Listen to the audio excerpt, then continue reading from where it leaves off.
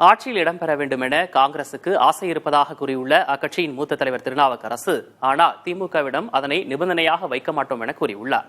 அவர் அளித்த பேட்டியினை பேட்டி கருத்து பகுதியில் தற்போது பார்க்கலாம்.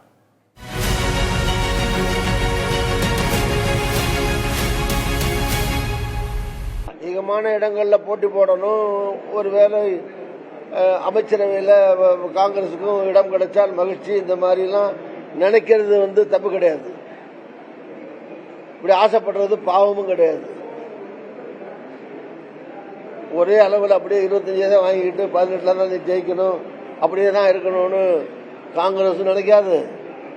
கூட்டணியில் இருக்கிற கட்சிகளும் எல்லாருமே வெளிப்படையாகவே சொல்றாங்களே, நாங்கள் அங்கீகாரம் பெறணும்னா 2 இலக்கத்தில் நிற்கணும், அமைச்சரவையில் இடம் பெறணும், அப்படியெல்லாம் கூட்டணி கட்சிகளும் பேசுறாங்க. ஆனாலும் எந்த கட்சியும் இதை கண்டிஷனா நிபந்தனையா போடலை. எல்லா கட்சியும் கேட்கிற இடங்களையும் தர முடியாது. காங்கிரசுக்கும் கொஞ்சம் கூட நிக்கணுங்கிற ஆசை தான் இருக்கு. ஆனாலும் அதெல்லாம் பேச்சுவார்த்தையின் போது பேசி இறுதி செய்யப்படும். ஆனால் எந்த நிபந்தனையும் காங்கிரஸ் விதிக்கவில்லை. அப்படி கூட்டணி மந்திரிசபையில் இடம் கொடுத்தாதான் சேருவோம் என்றோ, இத்தனை எண்ணிக்கையில கொடுக்கணும் என்றோ எந்த நிபந்தனையும் விதிக்காமல் காங்கிரஸ் ஆதரவு கொடுக்கும். கொடுத்ததை வாங்கிக்கிறோம்னு பேசல, ஆனா கடைசியில கொடுத்ததானே வாங்கிக்கிறோம். கேட்கறது நிறைய தான் கேட்போம்.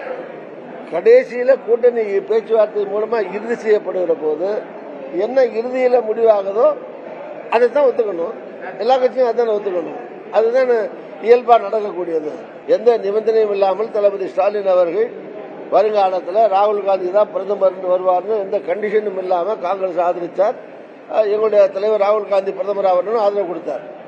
அதே மாதிரி தளபதி ஸ்டாலின் அவர்களுக்கு திமுகவுக்கு காங்கிரசும் ஆதரவு கொடுக்கிறது.